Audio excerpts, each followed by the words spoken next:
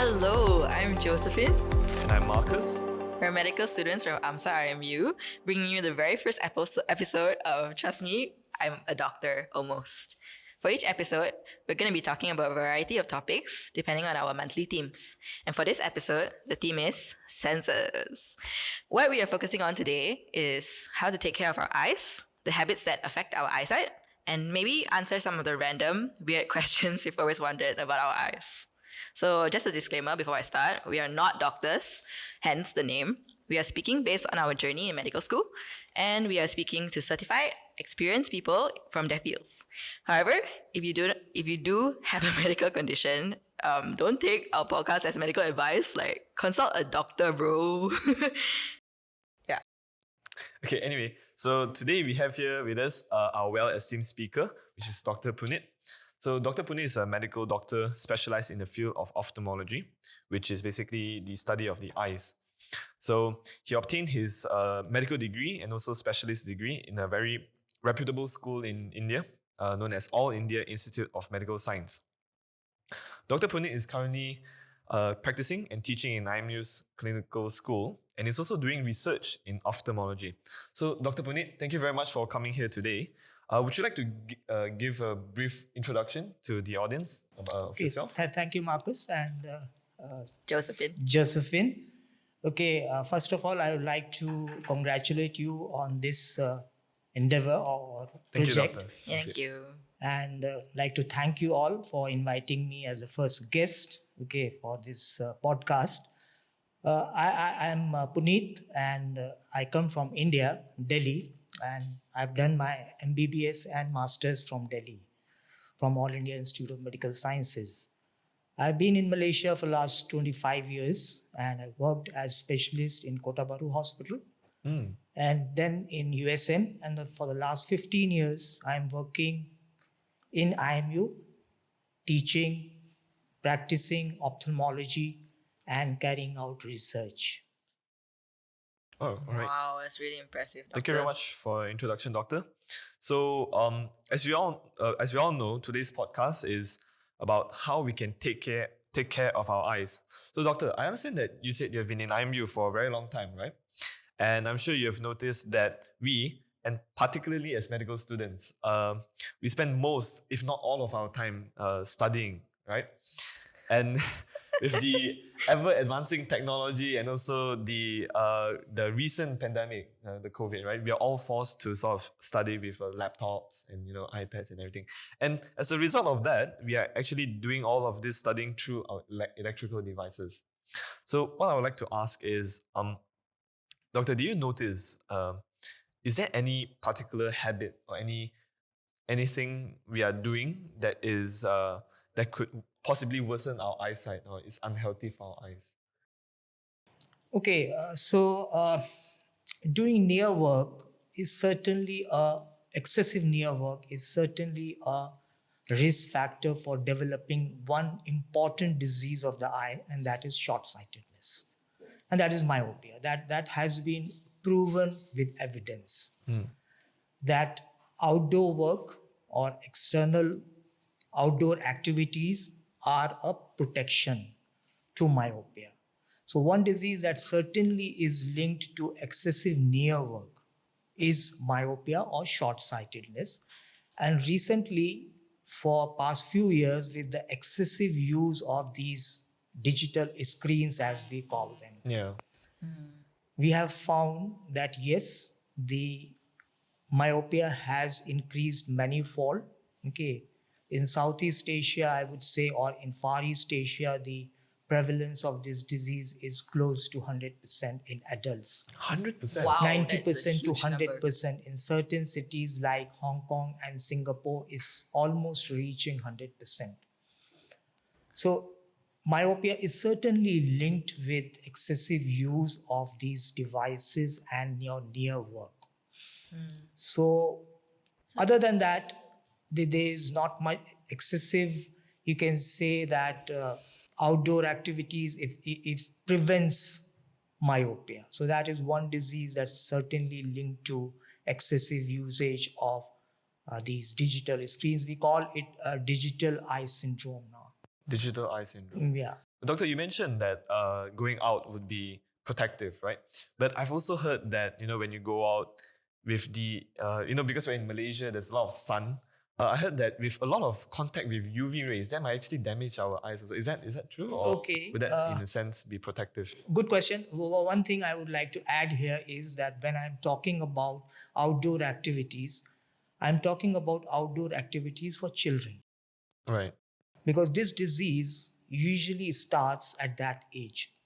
Okay, so your eye is growing at that time, and outdoor activities are protective for myopia at that age. Okay, not at adulthood. Okay, most of the time Right, at right. adulthood, it does have some effect, but most of the damage is at the time of when you are at the childhood stage. Okay, the question you asked me about the UV rays, UV rays. yes, they are harmful, and that's why it's advisable that in countries like Malaysia, which have tropical countries, or for that matter, in excessive sunlight, you should use sunglasses, the protective sunglasses to protect your eyes from excessive UV lights. Okay, so that is one thing that is certainly you should be aware of, and try to protect your eyes with using protective glasses or sunglasses, the appropriate ones. There are so many of them available in the market, but try to get a good one, okay, which has a You mean the more expensive one? yeah, I won't say expensive one, but certainly the one is the quality of the lenses. Okay, the quality of the lenses used in those cheap ones are certainly not good, and they might cause visual distortion. Oh. Which is certainly not needed. You should have a good quality image, isn't it? Your glasses should be of good quality lenses that have a good image quality. So that good quality image is very, very important. Should not have any distortions that might give you headaches and a lot of problems, right? And the other thing is they should certainly have a good protective UV filter. Okay. Right. So, doctor, is there anything else? I think I'm sure we know that after we are tired, we just start rubbing our eyes. Is that actually Yeah, affect is our that eyes also? harmful for our eyes? Is rubbing our eyes harmful?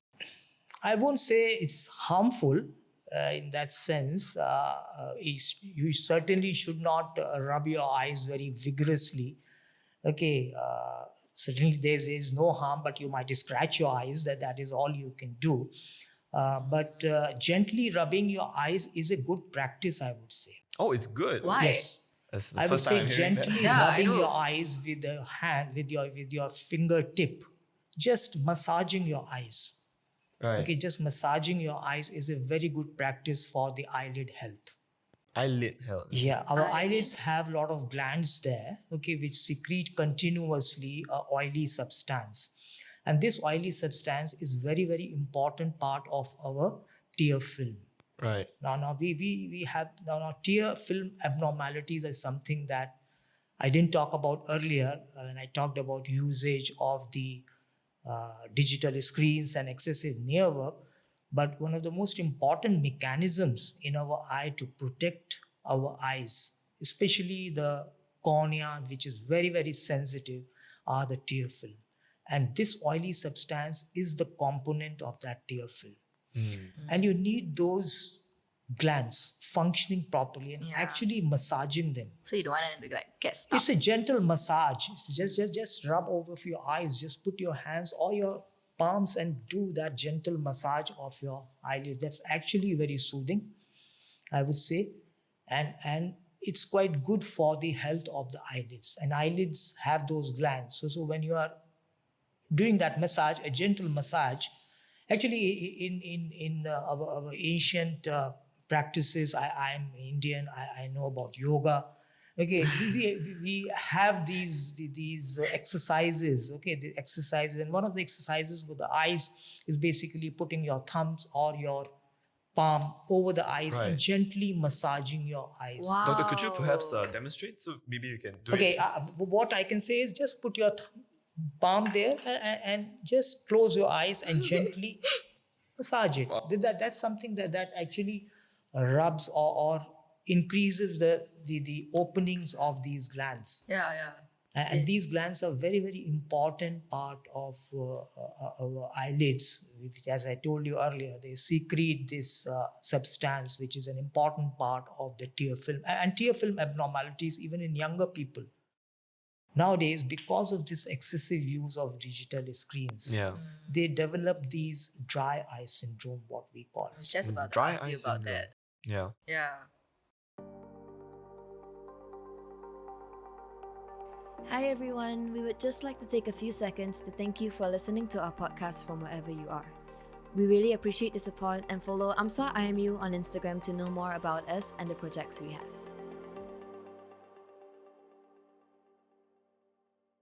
So what exactly causes so like this gland thing, does it like affect your, like it causes dry eyes, right? No, it's helpful to take care of the dry eyes. But if it's not working, it will cause dry eyes. Yeah. Is it? If it's clogged. And If it's- yeah, what I'm trying to say here is that there are eye glands there in the eyelids, which are actually secrete oily substance, and these glands can get clogged Okay. commonly. So by massaging these eyelids regularly, would unclog these glands, and the secretions can then flow out, Right. which is an important part of tear film, as we call it. And we all need a very stable tear film. For How often should we do that, doctor? there's no prescriptive kind of thing, but I would say whenever you feel tired and all, you just yeah. close your eyes and rub your eyelids. Oh, so all the Yeah. time. It's, Feeling tired right, all the time. and good practice is that if you're using your digital screens, there's a kind of a rule of 20 20. I read it somewhere, and after every 20 minutes, just take a break for 20 seconds and look far at 20 feet. Right. So that actually works. So actually, it is helpful in relaxing your eyes, and then if you can add a rubbing action to it, just close your eyes and just rub your eyes a little bit with your palm of your hands. I think it's a good practice for me. So when you're talking about relaxing your eyes, do you mean that when we're staring at our screen or like looking at things really close to us, we're like making our eyes tense? Is that what you mean? Not really. I mean, it's relaxes in the sense that the eye muscles don't get relaxed. Eye muscles are always working. Yeah, right. Eye muscles are always working. And certainly, but you feel relaxed, kind of. That's what I mean. But when you're rubbing your eyelids, a gentle pressure over the eyelids would increase the secretion or flow of the substance would be increased. That is the main benefit, and certainly it gives you rest. Okay. It gives you rest. Right. So, Yeah, doctor, like I was actually gonna ask also, like we talked about myopia, we talked about dry eyes as well.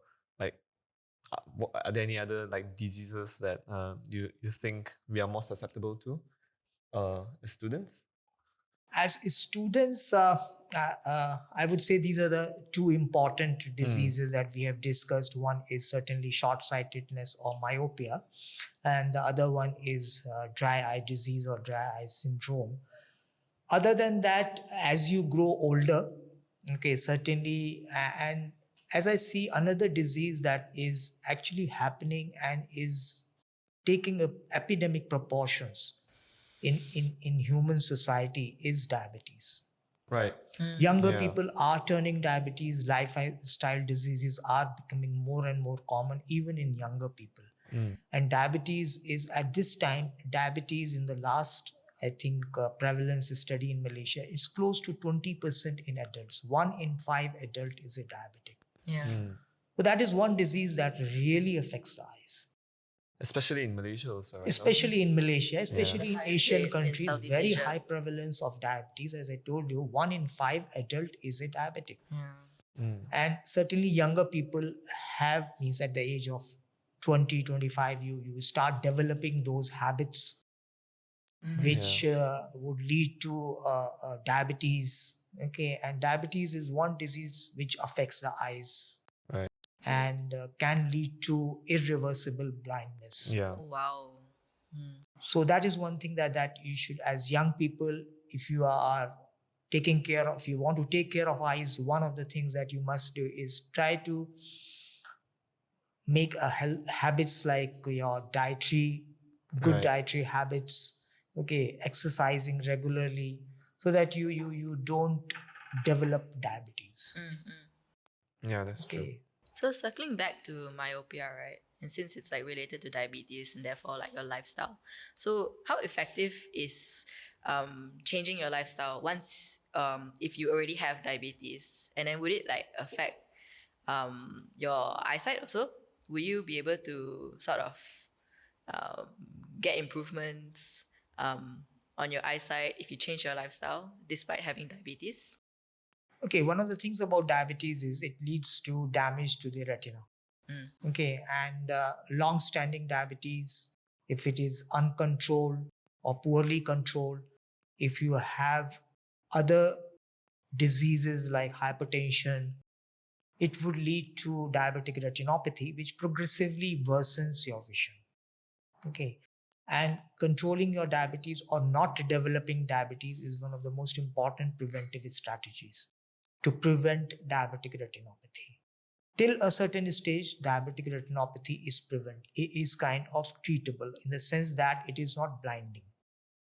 And by these strategies, by having good lifestyle things, you can control your diabetes, and then you may prevent the blinding disease. So that is very, very important to understand in diabetes. Okay, it's a disease which can lead to blindness if it is not controlled well. Right. So doctor, apart from exercising or like the lifestyle or our diet, like are there any other like habits that we can adopt to sort of prevent these sort of diseases, I guess? Maybe Or like eating carrots or eating something. carrots. So basically, you are asking about dietary habits. Means Yeah, is yeah, it we can go into that, means yeah. how diet affects our Yeah. eyes basically. Okay, and specifically eating carrots, and there are so many myths about this. Not, I will not say myths, but there are a lot of things that that people say that you eat carrots or vegetables, your eyesight will be better. No, I won't say it will be better, but certainly certain diseases are linked to deficiency of these vitamins, as we say, and vitamin A is one, which carrots are full of. Okay, so vitamin A is certainly needed for good vision and for what we say the light dark cycle. It's one of the important enzymes. Okay, and that has a vitamin A. But certainly we are not struggling with undernutrition now.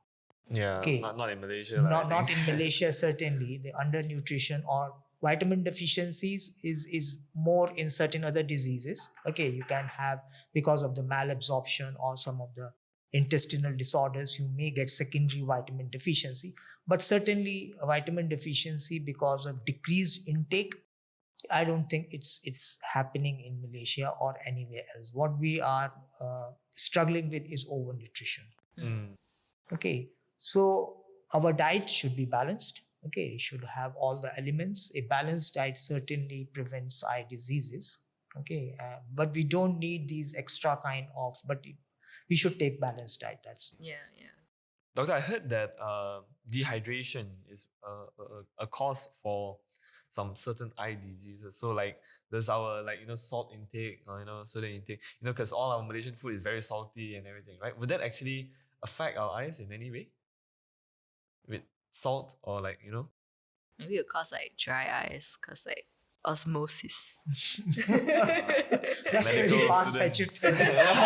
talk about it that way. Okay, I'm not aware of any Right. research on Yeah. that whether means salt intake affects our eyes. Or yes, it's about all about balance. Okay, it's all Yeah. about balance. If your balance goes away, due to excessive. We should not be indulging in anything excessive. That's for sure. Moderation should be the The key. mantra. Yeah. Okay, Yeah. or the key. Okay, but I'm not aware of anything like excessive salt intake harms your eyes. Okay. So I found something wrong. My bad. Yeah, we were doing research preparing for the podcast. Yeah. So salt is not a factor. Okay. At least we learned that. And I think like what we can take back from this is just basically we just have to live a moderate. Yeah. We have to live moderately, a proper healthy lifestyle. That's basically what you're saying, right? Yes, Just try our best to. Yeah. Mm. At the end of the day, I think the eyes is just like any other organ as well. It's not just our heart and everything. It's very much interrelated to our Yeah. entire body system, yeah. right? Yes. Which is why diabetes also affects it. Mm. Doctor, I wanted to ask actually, we were talking about like the dry eyes and everything. Is glaucoma actually something our glaucoma as in like increased eye pressure, right? Like is that a problem among youngsters now, or is that possible for us to get glaucoma? Maybe Yeah, like so certainly it's possible to get glaucoma at a young age. We know glaucoma in children, that is childhood glaucoma. We can have in young adults, but certainly it's a disease of aging. Right.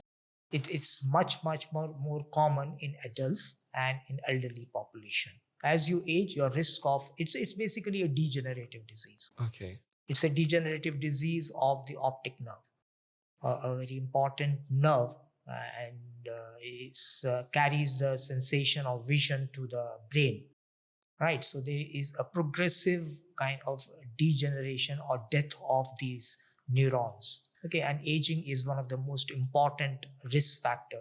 But young people can also get glaucoma if they have a positive family history. If somebody in the family has a glaucoma, the risk of glaucoma in the sibling or in the family first degree relative is very high. So it's certainly it is known to occur in young people too. Right. So like us studying wouldn't make us have glaucoma, right? No, okay. glaucoma is the biggest risk factor, as I said, is aging, and then Yeah. is the high intraocular pressure. So certainly high intraocular pressure is not linked to any of these activities or of reading or you using computer screens. That's a relief. Huh? yeah. Wait, so does that mean that if you like rub your eyes really hard because you're increasing the intraocular pressure? Momentarily, yes. Momentarily, when you are actually, we advise this massage after the surgery for glaucoma too, to increase the drainage. One thing is that we have seen is it drains the pressure. When we put the outside pressure, it facilitates the drainage of the fluid of the eye. Inside the eye, there is a fluid, which actually in glaucoma, there is a high pressure and this builds up inside the eye. So there is a lack of drainage. There is a lack of drainage of this fluid, or the, as we call it, aqueous humor.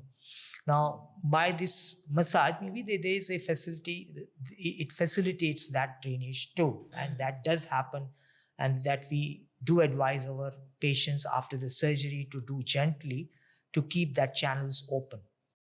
So certainly it's not harmful to rub your eyes. Right. Okay.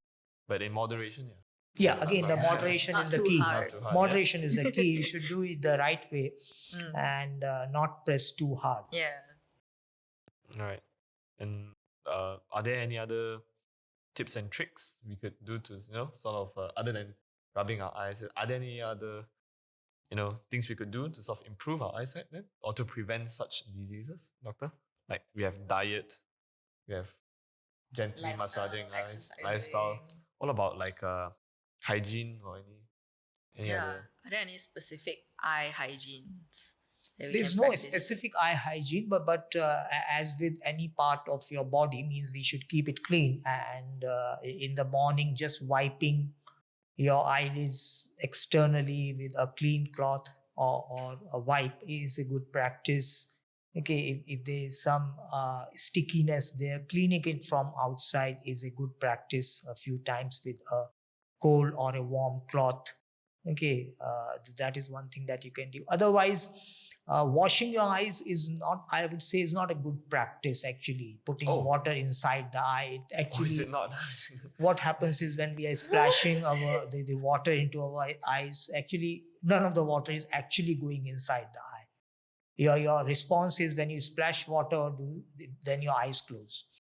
Oh, that's Right. true. Yeah, And that's it's actually you are just splashing the water on your eyelids. So you can gently just clean your eyelids with a warm cloth or a cool cloth, depending on the weather, and that's the hygiene that you need. Otherwise, our mechanism of tears is good enough to take care of the hygiene of the eye. right. It has all the, actually, by splashing water inside the eye, you are actually damaging your tear film. So Oh. Oh yeah, because we it's like don't oil, need right? that. Okay, so we don't need that. Yeah. Doctor, I'd actually like to move on to because one of our topics for today is actually also about not just about how we can take care of our eyes, but also take care of those who are actually visually impaired in the community. Yeah. So we were just wondering, as students, because to be more relatable, right? As students, are there anything we can do to sort of contribute or do our part to empower the visually impaired community? Is there anything that Yeah. perhaps, doctor, from your experience? Like for example. Actually, I'm happy that you are using the term visually impaired, okay, rather than blind. Okay, I hate that term blind. Right. Okay, and blindness is something we take it as means it's absolute. The patient Yeah. can't see anything. Most of the time, It's not that. no, it's not that. People most of the time are visually impaired, and it is from mild to severe to very severe. Okay, until a certain stage, say mild to moderate, we can work. We can be gainfully employed. Okay, so it's only in severe stages of visually impaired people that they need assistance and they cannot be gainfully employed. So one thing I see is how can we assist them or support. One thing is education and training. If you see a person in your family itself is struggling with poor Support, right? vision, there are so many resources here, and you, as young people, you have access to them. There are so many resources there. Even the windows have so many additions there. You can increase the font. There is there for the color low vision Yeah. aids. So earlier we used to give them those low vision aids to use. Now these devices have in themselves, they work as low vision aids. So you can train those people. Okay, you can train those people to use these devices. Another thing is supporting these people whenever you meet them on the streets. Okay, understand that their situation they are in, and maybe help them and guiding them in crossing the streets, or Yeah. these are the things you can do, educating, training them. And then there is an association of blindness in Malaysia. You can join these organizations and visit them, and kind of whatever activities they are doing, you can join those activities. So Yeah. that's the way. Another important thing is, as young people, you must understand that organ donation is something that is very, very important in Right. eye too. We do need corneas Yeah. Wow. for transplantation, and cornea is one organ which can be harvested or taken out after death. Right. And 8 to 10 hours period of time, we can take out the cornea, and they can be utilized for transplantation, those whose corneas are scarred. And lack of these good corneas is a problem in many countries, and in Malaysia too. So you can pass on this message. Yeah. Yeah. Yeah. For Thank you so sure, much. for sure. Thank you so much, that doctor. corneal or organ donation Right. for Yeah. corneal transplantation. That's something that as young people you can do. Thank you so much, doctor. Thank you for sharing, doctor. Thank you so much for what you have shared with us today. Josie, would you like to say anything? Yeah, like he said, thank you so much. I really appreciate that you took the time to come here and just speak to us, even though we're kind of like, okay, so guys, just a recap. Okay, remember, from time to time, rub your eyes like this, very gently. Have a good diet, good healthy lifestyle. I guess sleep also plays a part. And also, if you want, you can donate your cornea. Yep, Yeah. definitely. Okay. So thank you for all. Thank you everybody for listening. And this is the end of our podcast episode. So do keep a lookout for our next podcast episode titled Let's Talk Weight. So also follow us on AMSA IMU on Instagram and watch out for our upcoming events such as our new merch sales and our sexual health webinar. Thank you. Thank you very much. Thank you very much, doctor. Bye. Thank you. Thank you, guys. Thank you.